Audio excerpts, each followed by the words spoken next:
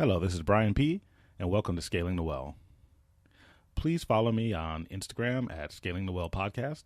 You can follow me on Twitter at Scaling the Well. And please visit scalingthewell.com for updated information and different ways to listen. So, before I get started with this podcast, some people have been asking me for kind of an update or a recap, I should say. I think back, I forget which podcast it was. I believe it was when I was talking about pessimism. I brought up a whole scenario about me not being interviewed for a particular position and, not being pessimistic about or being pessimistic, and how having worst case scenario thinking, enables me to plan and to have multi paths for my, not just my career path, but for life. But in this particular instance, my career path, and people just kind of asking me for updates on that. So when I told you, I think at the end that I did get another offer, and I didn't actually get that opportunity, but I just want to tell everyone I was promoted. I do have a pretty, it's a pretty nice job right now, nice position.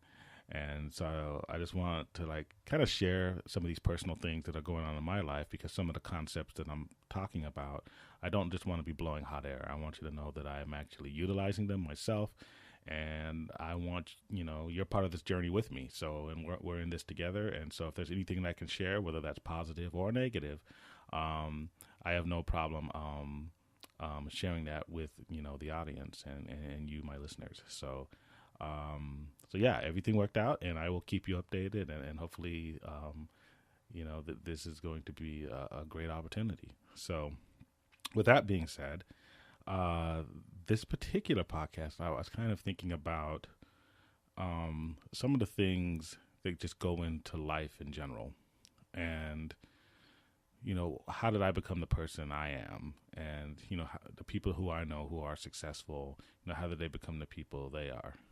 So let me just go back and just tell you a little bit about my life story, because I think I've kind of hinted at it here and there throughout different podcasts. So I think in a future podcast, I'll just go over it in depth, and I'll just talk about myself. I like talking about myself. My wife can attest to that. But so I was born in Toledo, Ohio, and I was a child of adoption. I was a relinquishment. My biological parents put me up for adoption as soon as I was born, and I was actually in foster care for the first year of my life. And fortunately, I had a decent foster mother. I don't think there was any abuse. I hope not. I don't remember, but a lot of people, we have very good foster parents in this country. By the way, it's a resource that we need more of. And I'm always advocating for foster parents. They're really practically saints in my opinion. But not to go off on too much of a tangent, I was adopted, by my parents, when I was about a year old. And, I got to do different things. My father was in academics, my mother was too, and she was a stay-at-home mom for a while. And when my parents got divorced, I was around age 7. This was in Atlanta, Georgia. We ended up there after bouncing around a bit. I even lived in Europe for a small period of time, and I have my relatives are out here in California. But my mom had to make a choice. She didn't have much money, and she was a school teacher, and we all know how little school teachers get paid. And she had to make a choice, living in a southern city. Even though Atlanta is very metropolitan and all that, it was still, we're talking 30 years ago. And she had to make a choice, and in her words, of do I want to be, and we were still kind of had segregated, not forcefully segregated communities, but kind of self-segregating and segregated based on economic principles that had been developed in the past. So, and I don't want to get into all the socioeconomic type stuff that go into this. It's not a sociology class yet, but so she had to make a choice, and that choice was: do I want to be in a neighborhood where I'm a minority, meaning my mom, or do I want my children to be, and my sister is biracial? be in a neighborhood where they are the minority. And my mother, being the great mother she is, she says, I would rather be in the minority, and she moved us into a black neighborhood. I guess my mother says it was segregated, but yeah, we had probably, of the entire community, we probably had maybe 5, Caucasian families, but it was mostly black. My entire street was black. All the adjacent streets were pretty much all black. And so, and it was a working class, and I think in certain parts, depending on how far down towards, and we lived near the federal penitentiary in Atlanta, depending on how far you went, you could probably even consider a lot of people were in poverty. There were projects there, and I had a lot of friends in that neighborhood. I mean, as a kid, you have friends in the neighborhood that you grow up in, and I was, thanks to Facebook, I can kind of keep up with some of them. And even the ones who aren't on Facebook, they're able to tell me, okay, what happened to so-and-so and so-and-so and so forth. And, some people, they got into the game, they got into gangs and the drug game and all that, and they're not doing so well. Some of them didn't survive at all. And some of them are very successful, like I can't believe how successful some of them are. And then some of them, like a normal middle class people, but a lot of them rose above their environment. And you hear a lot of motivational speakers just telling you about, you just need to do it. You need to buckle down. You need to go for it. And then, and I'm not that guy. You could tell by my tone of voice. I'm not saying that that's never needed, that spark, to kind of get you off your butt and to do something. I like to kind of break things down into their finer components as to why certain people are successful and why, and what I have done, and not just what I have done, but what things were available to me and what I could latch on to in order to be successful, I should say. So I've kind of came down, and I like to give you at least 3 concepts. Well, I'm going to break this whole podcast down into 3 concepts, and I'll tell you what those are up front. The first is a sense of adventure. The second is a sense of cooperation, and the third is a sense of struggle. And those 3 things will determine how successful you are as an adult. And a lot of this is for people with children who are worried about how to develop them. But I don't think these things are too late to embrace as an adult. If you're missing one or more of these 3, I think that you can find out some things that are missing in your life currently. So let's go into that. A sense of adventure. So I think people need to be curious about the world. Now, the question is, how do you do that? Well, you can't just tell a kid to be curious about the world. So for me, and I'll be honest with you, it was Dungeons and Dragons and comic books. And the reason I mention that, I always say that I'm a nerd at heart. This is where being a nerd, being a geek, or whatever you want to call it, comes in handy. And I think that, I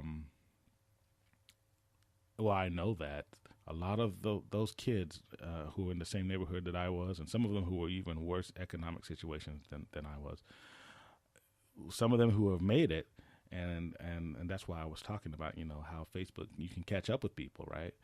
They were the ones who had that, because being curious about the world, like a lot of kids, and again, I had told you I had family out here in California, and a lot of them were a little wealthier. And they were in Orange County, and their friends were different than the friends I had in Atlanta. They would go on ski trips and things of that nature, and they would, they'd go into Disneyland, and they would go to different places. They would travel, they would vacation with their parents. As the Europeans call holiday. They would holiday with their parents, and when you're in the hood, no one's holidaying. Your holiday is Christmas, and you're lucky to get what you get. So,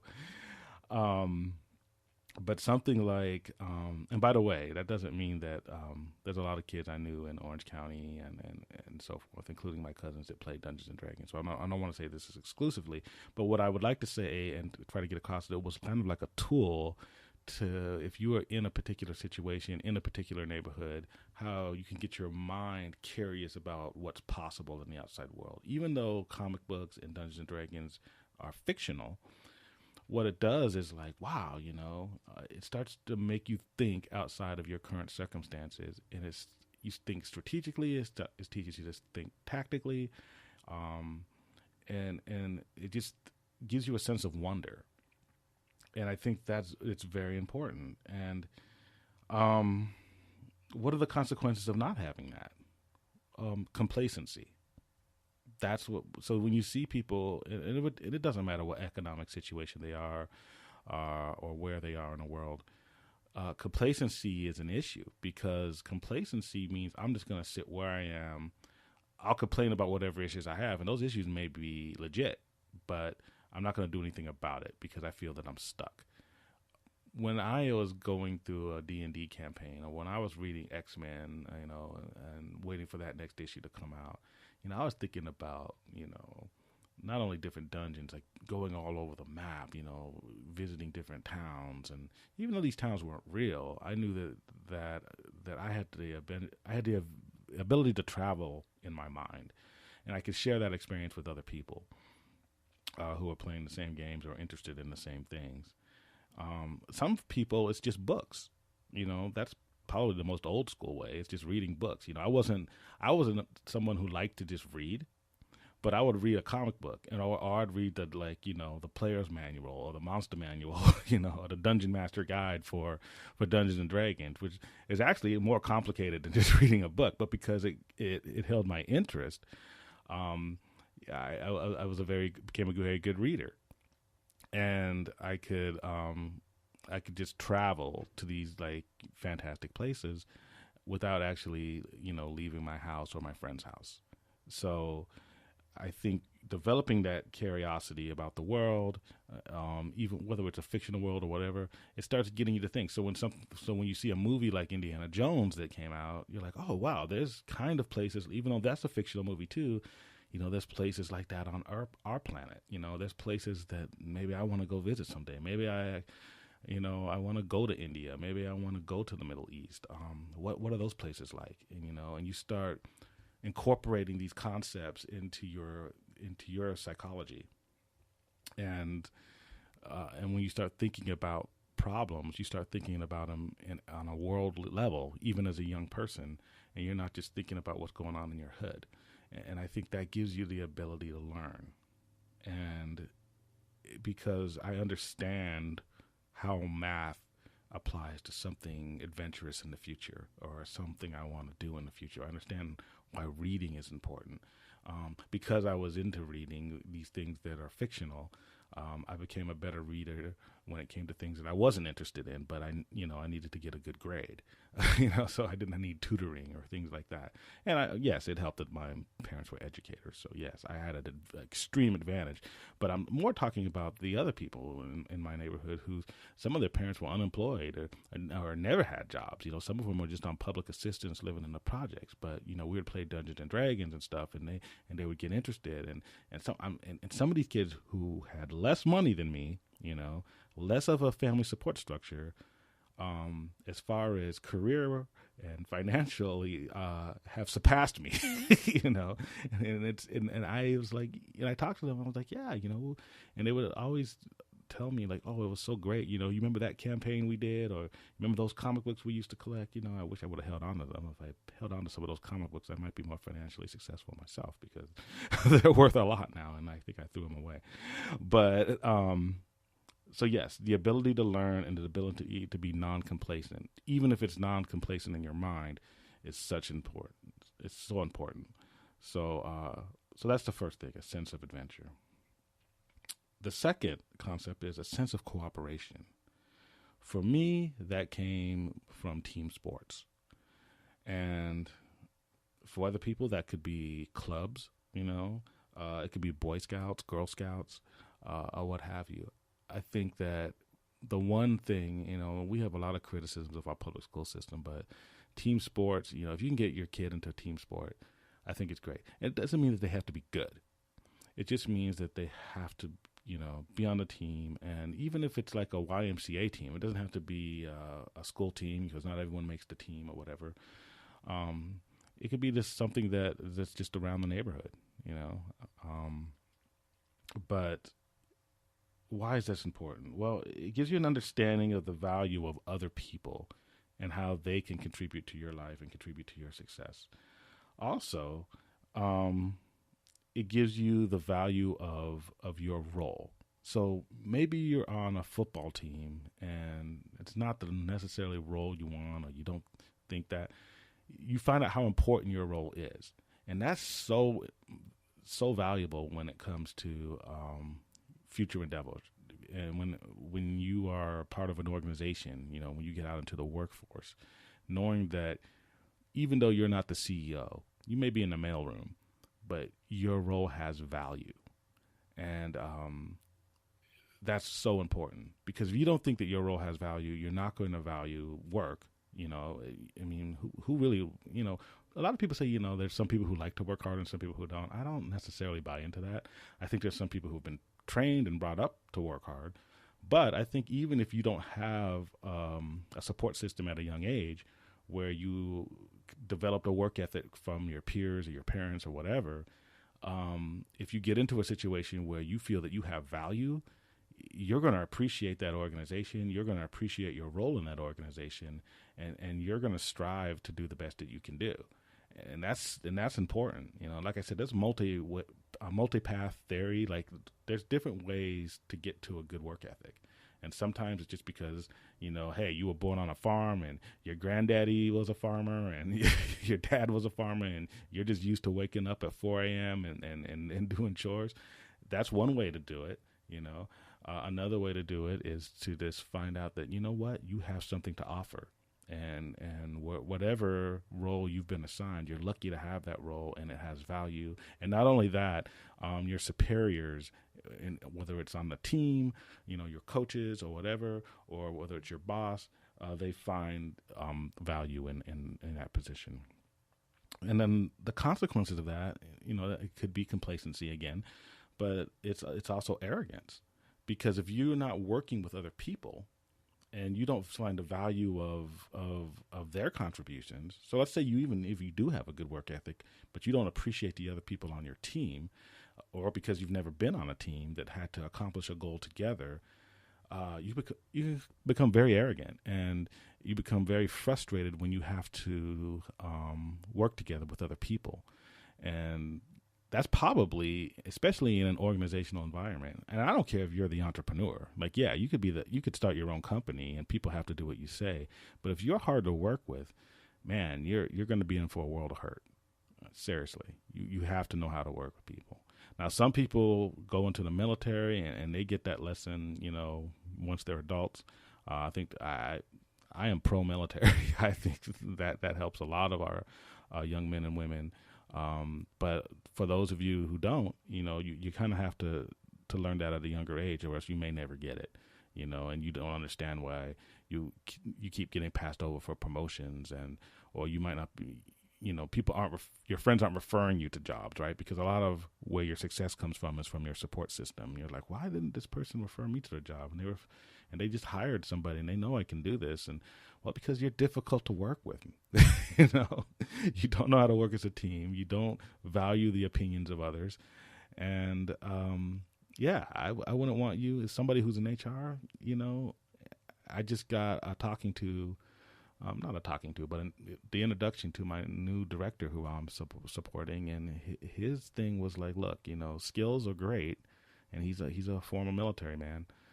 But when we do hiring, we want to hire people who can work as a team and who are a good fit for our organization. That's the most important thing, and I wholeheartedly agree. So you have to be able to work with people, and if you can work with people, you're going to go a long way. Even if you're not the smartest guy in the room, even if you're never the smartest guy in the room, you could be the fourth or fifth smartest guy, but you're a good team player. You're going to go a long way. So there's that. And The third thing is a sense of struggle. For me, that came from martial arts. And I've done different martial arts over the years. My mother got me into Taekwondo when I was younger. I didn't stick with it that long. That was at the No, that wasn't the YMCA. It was at the Boys and Girls Club. Then I got into boxing later in my late teens, and then eventually jiu-jitsu. And a sense of struggle is very important, and there's a couple of factors here. And when I say martial arts, for me, I think I would recommend that for any child or any adult. Even if I don't care if you're 50 years old and you're listening to this and you've never done a martial arts in your life, it's not too late to get into it. It'll still add to your life. It'll still add value right now. Why is that? Well, especially for young people. And again, it could be a spelling bee. You could be somebody who's on the debate team, even though it's a team sport. You might end up debating somebody one-on-one. You have to understand humility. You have to get beat. You have to go up against somebody who's similar size, similar weight, sometimes somebody who's even smaller than you, and I don't want to say get beat up like injured, but get humiliated, get handled, get tossed around, understand you're not the baddest dude on the block, and even if you were the baddest dude on the block in your neighborhood, there's hundreds of thousands of neighborhoods throughout the world, and you're not, probably millions, and you're never going to be the toughest guy on the planet. And especially for young boys, that is a very important lesson, because first of all, there's consequences, and I'll get into that a little bit later, for being just a jerk, but I always said there's two types of people who go into our martial arts studio. The one, he'll go in, and if it's a legitimate studio, and if he has no training, he's gonna get handled, or she. It could be a she, and they're gonna get handled really quick, and they're gonna be humiliated on their first day, especially in a martial art like jiu-jitsu, where we do live rolling and it's active resistance. You can pretty much use all your strength, all your speed, and do pretty much whatever you want, and you're gonna get handled. Some teachers will even say, punch me. I'm not going to punch you, and go for it, and you're going to get handled like really quick. You're going to tap out. You're going to get submitted. Sometimes you're just going to get held down. And if you've never even been in side control before, somebody can use side control just by the pressure they can put on top of you. You'll tap out because you're not used to just having somebody being able to apply that kind of pressure to your chest cavity, or sticking their shoulder into your jaw and driving, wrestling is a great sport to get kids into, I think. But it really doesn't matter. I'm not going to get into the martial arts versus martial arts debate. But so you have that person that gets handled and then they quit the next day, or that week, because they're humiliated. They thought they were tough and they didn't go in, Now, a lot of people join martial arts because they know they're not tough and they want some form of self-defense. And that's kind of a third category. That's probably the majority of people. They'll stay, But then there's the other, I guess it would be the third type, I just talked about too, but somebody who understands, and that's kind of like me, that, oh, wow, I got handled, but so not only am I not the toughest guy in the world, I'm not even the toughest guy in this small martial arts school of only 50, 60 people, and that's okay, because I can be better than I was the day before. And that's my goal, just to be better the next day. I just want to be better than when I walked in the door. And yeah, and it's okay that I'm not the toughest guy. And that's good to know, because when you get into your 20s and you start going out to nightclubs where there's real fights and there's people with weapons and there's, and when you become a boyfriend or a father and you got to protect your family, you have to have that humility. You have to understand you can't, be the toughest guy, the most dangerous guy in the world, but you can think in tactical manners and you can behave in a way with humility and teach your children to behave in a way with humility, which is going to avoid probably 99% of issues that would put them in danger. So that's very important, and you need to understand that not everyone's going to give you what you want just because you want it. So in jujitsu, and it's in judo, it's in wrestling. Again, I'm not going to get into what martial arts better because this is true with any of them. It's very different experience to actually try to use a technique on somebody, try to take somebody down, try to submit somebody, try to punch somebody, try to kick somebody, and they don't want you to, and they're just as skilled, if not more skilled than you. that sense of, and again, this kind of goes back into humility, but just that experience of like, wow, this person's not letting me do what I want, is a good life lesson in and of itself.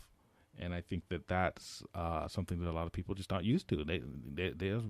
They go to college, they get good grades in school, they get good grades in college, they graduate, and they could be upper middle class. They could have all the advantages in the world. They get into the workplace and they say, okay, I want this. And somebody says no, and they freak out. You have to learn how to earn your victories. You have to learn how to accept your defeats. And these are, I know these sound like very simple concepts, but trust me, and I always tell you, you go into a restaurant, any crowded restaurant, like in a downtown area or wherever, you can always tell the guys, sometimes the women, and women have, different socialization, and it's getting different. We're getting closer. But you can always tell the guys who've never been punched in the face. They're the ones who are rude to waitresses. They're the ones who are always snappy. They're the ones who are bragging, talking loud in movie theaters. Kind of pushing their way, shoving their way through lines. I see it at Disneyland. The kind of guys are just like, hey, I'm going to do this. I'm going to do this. And then, dude, you don't know who you just pushed. You don't know who's watching you. You know what I mean? And I got to tell you, guys who've been punched in the face in a structured environment, guys who've been humiliated, guys who've been humbled, they don't act like that. And those are tough guys, right? You see the guys who are UFC champions and martial arts champions, Olympic judo champions. Those are guys who've been humiliated before. And they're the toughest guys in the world. Guys who are Navy SEALs, they've been, all of those guys have been humbled. Men and women, and that humility will teach you a respect for the world. And it goes back into, the same thing when I said with team sports, but you become a better team player of humanity when you've had a little bit of humility and when you've had when you've gotten a thumping, I should say. And yeah, and a lack of that sense of struggle, and I'll just end this off. Like I said, is a little bit of that arrogance. All of these can end in arrogance if you don't have them, all three of these concepts. But it's also a lack of grit and determination, because if you've never struggled against a person who you tried to do something and they didn't let you and you had to actually fight for it, you're not going to get that grit. You're not going to have the determination. You might just give up as soon as somebody says no, because no one's ever said no to you. No one's ever tried to block you before. No one's ever tried to stop you from doing what you wanted to do. And that could be a shocker. And you don't want to have that shock when you're 30. I'd rather have it when I was 7. You know what I mean? And if you're a teenager, that's still enough time. And it's still, like I said, it's still enough time even if you're 50. But it's a good thing to have. So I'll just end this segment. Go over, like I said, these 3 senses and make sure that you have them, embrace them. If you have children, make sure that they have all 3 of these things. That's a sense of adventure. And you can, however they get that, a sense of cooperation, however they get that, and a sense of struggle. A little bit of struggle is good. I'm Brian P., and this has been Scaling the Well.